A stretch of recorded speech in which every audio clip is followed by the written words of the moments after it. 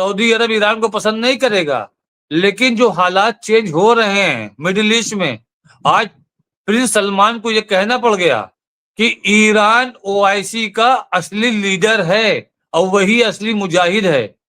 जी मुमताज साहब, तो जब इस तरह का अटैक इजराइल पे होता है तो इजराइल अपने आप को विक्टिम बन जाता है और अपनी बेगुनाही की दुहाई देता है, और जिस तरह का वो जेनोसाइड कर रहा है उसका असर पूरी दुनिया पे पड़ रहा है। ईयू ने आज 37% टैरिफ लगा दिया है इजराइल के ऊपर। ये भी आज की सबसे बड़ी न्यूज है मुमताज साहब। आपने कल जो कहा था कि अवाम सड़क पे निकल आई है, और ये कई देशों में निकल के आई है। आप आयरिश के प्रेसिडेंट ने आज कहा है ये बात कि इजराइल को और इजराइल को जो सपोर्ट कर रहे हैं उन सबको यूएन से बाहर कर देना चाहिए। ये अपने आप में कोई छोटा बयान नहीं है, ये बहुत बड़ा स्टेटमेंट है। कि कहां सऊदी अरब, कहां ईरान। अच्छा, कान कौन भर रहा था? अमेरिका। क्या कान भर रहा था कि साहब अगर ईरान मजबूत हो गया तो आप तबाह हो जाओगे, ईरान लीडर बन जाएगा, ईरान ये कर देगा वो कर देगा, यही तो है। अच्छा, जिस बात को अमेरिका डराता था उस बात को आज सऊदी अरब ने खुद एक्सेप्ट कर लिया। आप बताइए। हालांकि मैं फिर कहूंगा कि ये नहीं, ये ईरान की मंशा नहीं है, मैं आपको क्लियर बता रहा हूं।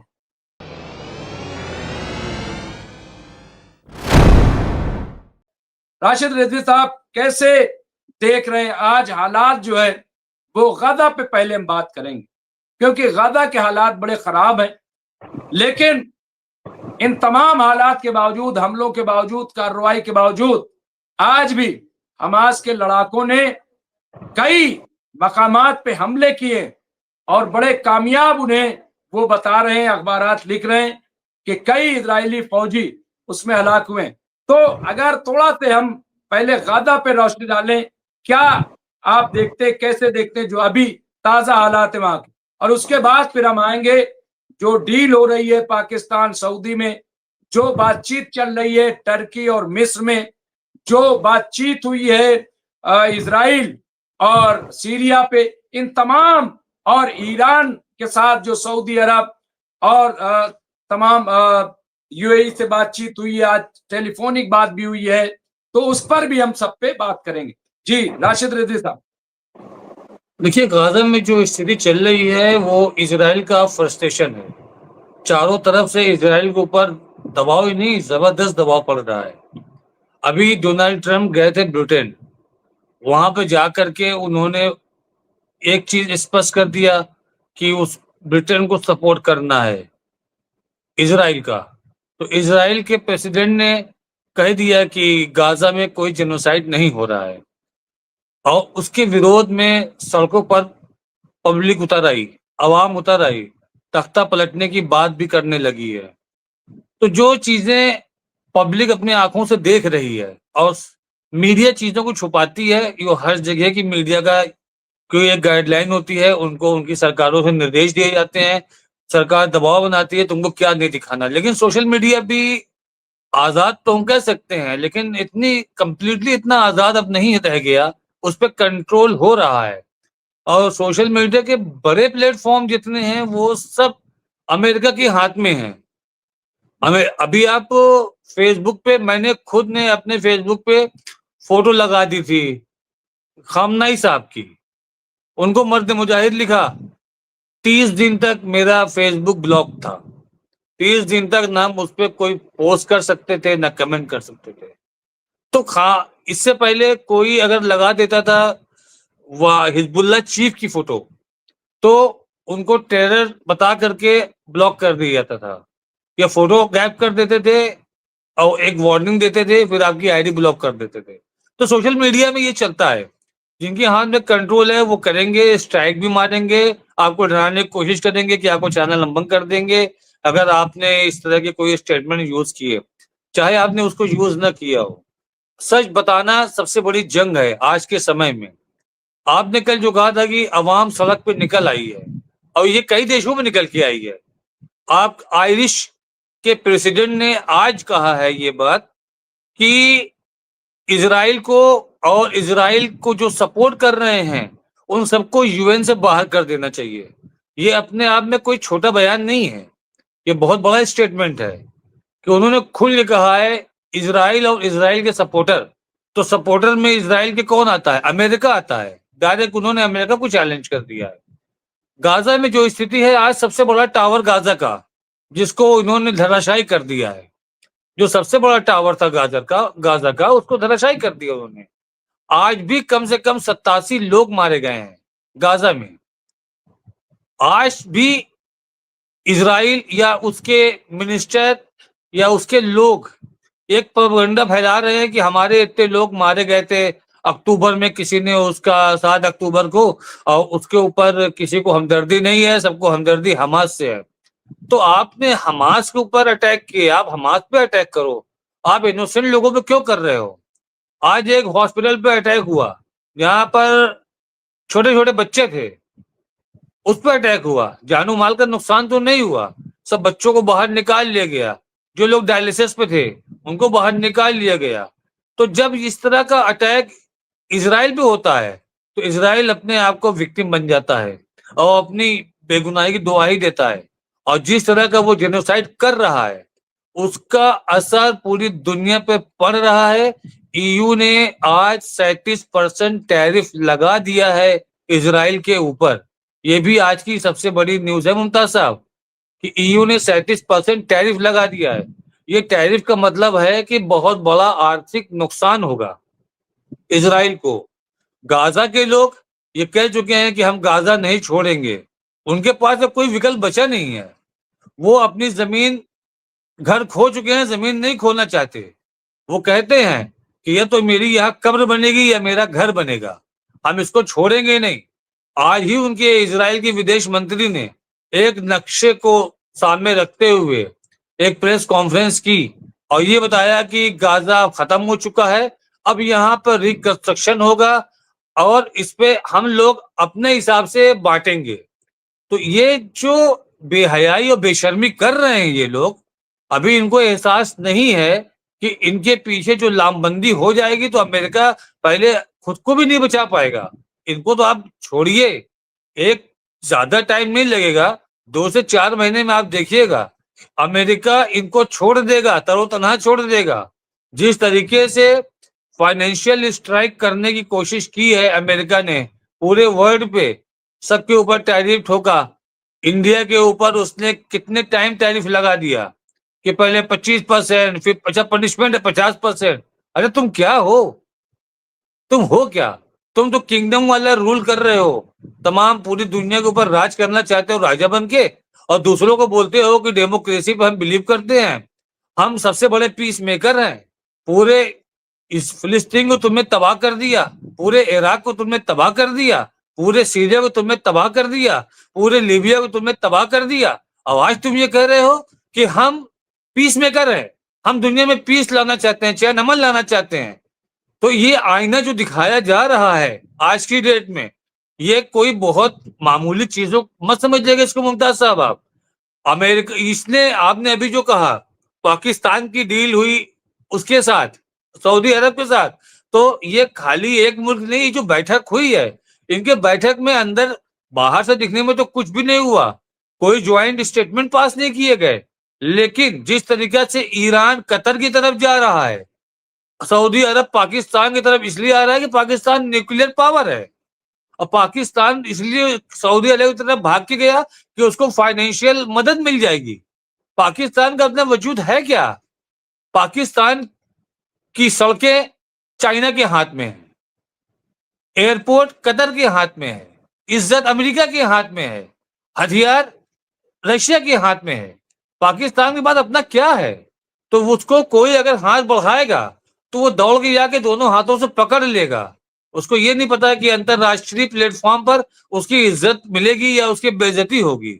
आज पाकिस्तान बहुत खुश है कि उसका एक रक्षा प्रणाली में सऊदी अरब के साथ एक गठबंधन हो गया है, हमारी विदेश नीति मजबूत हो गई है। ये सारी देन है कतर पे हमले की। कतर पे हमला ना होता तो ये लामबंदियां ना होती। आज लामबंदियां हो रही। सऊदी अरब ने आज कहा है कि ओआईसी के का नाम लेकर के सऊदी अरब के किंग प्रिंस किंग सलमान ने ये बात कही है कि ईरान ही असली लीडर है। अभी कल तक हम लोग बोलते थे कि सऊदी अरब एक्सेप्ट नहीं कर रहा है, सऊदी अरब ईरान को पसंद नहीं करेगा, लेकिन जो हालात चेंज हो रहे हैं मिडिल ईस्ट में, आज प्रिंस सलमान को यह कहना पड़ गया कि ईरान ओआईसी का असली लीडर है और वही असली मुजाहिद है। जी मुमताज साहब। यही बार बार एक बात कहता था कि देखिए बहुत सारी चीजें फौरन तय नहीं होती, और आप अगर देखें सऊदी अरब की सूरत हाल और ईरान की, दोनों में बड़ा फर्क है। ईरान जो डेमोक्रेटिक कंट्री बना तो बना कैसे? लड़ के बना, फाइट करके। आप सिर्फ 79 न देखिए कि जब कामयाब हुए आयतुल्ला इमाम खुमैनी, वो न देखिए, उससे पहले की आप जद्दोजहद देखिए कि कितनी बड़ी कुर्बानियां रही हैं। तो वो लड़ते रहे हैं, तो इसलिए आज उनके हौसले बुलंद हैं। लेकिन यहां की सूरत हाल बिल्कुल मुख्तलिफ थी, इसलिए दोनों को कि जैसे ईरान कर रहा है वैसे ही लोग नहीं कर रहे हैं, नहीं हो सकता है, नहीं हो सकता है। लेकिन चेंज, कल मैं टीवी 9 भारत पे बैठा था, मैंने यही कहा, मैंने कहा जो 10 साल कह रहे, 10 साल पहले भी ऐसी बातें हुई थी, हम कहा जो 10 साल में अब में फर्क नहीं। क्या 7 अक्टूबर 2023 को जो कुछ हुआ उसके बाद जियो पॉलिटिक्स में तब्दीली नहीं आई?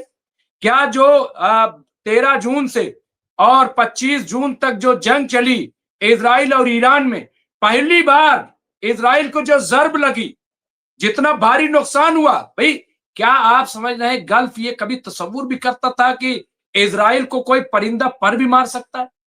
क्या आप सोच सकते, कोई कोई कोई दुनिया में क्या किसी ने सोचा था कि इजराइल में इतने मिसाइल गिरेंगे कि 2/3 जो है वो तबाह हो जाएगा और चीख निकल पड़ेगी नेतन्याहू और अमेरिका की?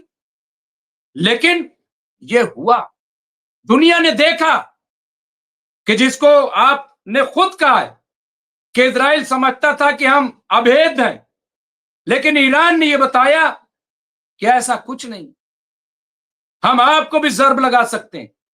और इससे क्या मिडिल ईस्ट में और जिसको हम कहते हैं खाड़ी देश, क्या गल्फ ममालिक में, क्या इसमें आप समझते हैं कि क्या सोच न बदली हो?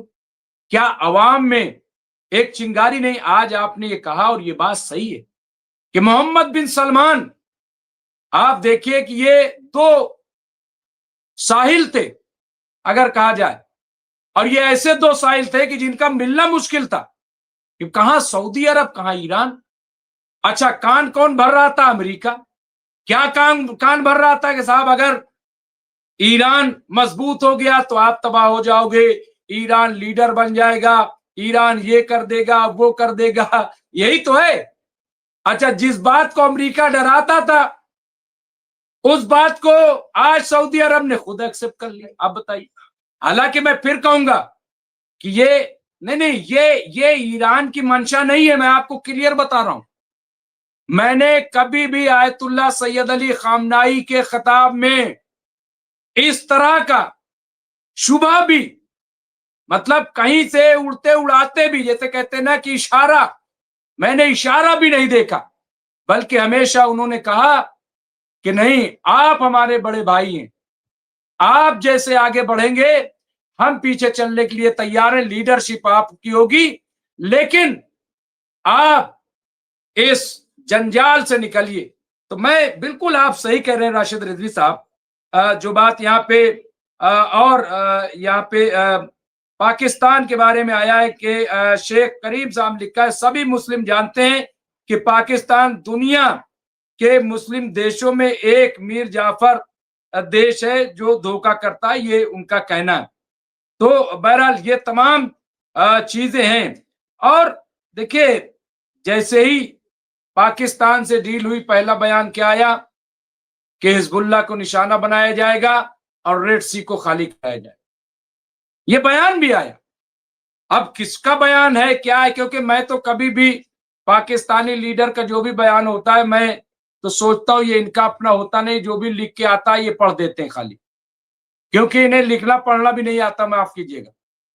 ये इनका कुछ नहीं है, क्योंकि इनको गड्डी दिखती है, इनको सोना दिखता है, पेट्रो डॉलर और डॉलर इनको दिखता है। तो बहरहाल मैं तो कई बार पाकिस्तान के बारे में सोचता हूं कि पाकिस्तान पे कौन अभी हुकूमत कर रहा है? चीन कर रहा है कि जो इनके यहाँ दहशतगर्द तंजीमें हैं वो कर रही हैं, कि जो इनका मिलिट्री वो है वो रूल कर रहा है, या अमेरिका कर रहा है? कर कौन रहा है? बहरहाल चलिए ठीक है, ये सामने आए हैं। लेकिन राशिद साहब, ये जो तुर्की और मिस्र का गठजोड़ की बात हो रही, ये नेवी ड्रिल की बात कर रहे हैं, मिलिट्री ड्रिल की बात कर रहे हैं, कैसे आप देखते हैं ये कितना अच्छा? ये ड्रिल करेंगे, लेकिन लोग कह रहे हैं कि अभी एक्शन की जरूरत है, फिलिस्तीन को बचाया जाए, गाजा में लोगों को मारा जा रहा है उन्हें बचाया जाए। ये ड्रिल क्या चीज है? क्यों ये ड्रिल का वक्त है क्या? देखिए, अभी बहती गंगा में सभी हाथ धोना चाह रहे हैं। एक चीज तो सबको क्लियर मालूम हो गई है कि इजराइल अभेद नहीं रह गया है। और जिस तरीके से खामनाई साहब ने एक बयान में ये कहा था कि हमने इनके एयर बेसिस पे अटैक किए हैं, इनके उन जगहों पर मोसाद के हेडक्वार्टर पर अटैक किया है, आईडीएफ के हेडक्वार्टर पर अटैक किया है, इन्होंने अवाम पर अटैक किए हैं, जहां पब्लिक रेजिडेंशियल एरिया में अटैक किए हैं। जो आखिरी दिन ईरान ने अटैक किया है उस पे उन्होंने अफसोस तो जाहिर किया है, लेकिन उन्होंने कहा कि इसके लिए हमको इजराइल ने मजबूर किया। जब सीज फायर का ऐलान हो चुका था तो उसके बाद उसने हमारे हॉस्पिटल्स और रेजिडेंशियल एरिया में मिसाइल मारे, फाइटर प्लेन से उसने मिसाइल मारे, रॉकेट मारे। तो मजबूरी में मुझको वो बड़ा अटैक करना पड़ा। और ये चीज सही है कि जो उस दिन के आखिरी अटैक की जो तस्वीरें आई थी बड़ी भयावह थी। इसमें ईरान के विदेश मंत्री ने कहा था कि अगर मुझको 3 दिन और खुल के अटैक करने का मौका मिलता तो मैं आधे इजराइल को गाजा बना देता। ईरान ने ये कमिट भी किया था कि हमारे यहाँ न्यूक्लियर ऐसा बम जो जेनोसाइड करे वो हराम है हमारे मजहब में, हम इसको नहीं बनाएंगे। उसने एक डील भी साइन की एआईए के साथ कि हम नॉन न्यूक्लियर कंट्री रहेंगे। उसके बाद इस तरीके से इजराइल का अटैक करना, नेतन्याहू का काम क्या है कि जब कोई मसौदा अपने फाइनल स्टेज की तरफ जाता है कि लगता है कि अब खत्म होने वाला है, इस पे कुछ हो जाएगा, बस वो अटैक कर देता है। समझौता का प्रस्ताव अमेरिका रखवाता है। जरा इस बात को ध्यान दीजिएगा, अमेरिका मीडिया के सामने आकर के एक समझौते का प्रस्ताव बनाता है कि हम चाहते हैं कि ईरान के साथ बात हो जाए। अब पता चला कि एआईए के लोग और अमेरिका के लोग बैठ करके बात कर रहे हैं। आखिरी समझौते की डेट 4 दिन के बाद है, जिसमें सारी चीजें एकदम क्लियर वाज़ेह हो जानी है। 4 दिन पहले इजराइल ईरान पर हमला कर देता है। इसी तरीके से आपका चल रहा था कतर में हमास के साथ बातचीत कि एक साथ सारे बंदियों को छोड़ना है। तो अब ये बातचीत इससे पहले कि आखिरी स्टेज पे आती, उसने ये हमला करके बातचीत को रुकवा दिया। ऐसा नहीं है कि उसने रुकवा दिया, उसने अमेरिका की शह पे रुकवाया है। अमेरिका का काम क्या है? अमेरिका का काम है हथियार बेचना, वही उसकी इकोनॉमी है, वही उसकी डीजीपी है, जीडीपी है। तो जब तक वो आपके यहाँ आतंकवाद क्रिएट नहीं करेगा तो आप उससे हथियार कैसे खरीदेंगे भाई? जब तक आप वायरस नहीं छोड़ेंगे सॉफ्टवेयर पे तब तक आपका एंटीवायरस कोई नहीं खरीद सकता। एंटीवायरस कंपनी पहले वायरस को बनाती हैं और वायरस को डिलीवर करती हैं, फिर उसके बाद एंटीवायरस सामने ला के रखती हैं कि अच्छा आपको बुखार है तो आप पैरासीटामोल है आपके लिए। यह स्थिति है अमेरिका की। लोग उसके चेहरे को समझ ही नहीं पाते हैं। लोगों को लगता है कि देखो अमेरिका की जो हालात हैं, कितनी अच्छी डेमोक्रेसी है, लोग रात को 12 बजे तक 1 बजे तक सुरक्षित है।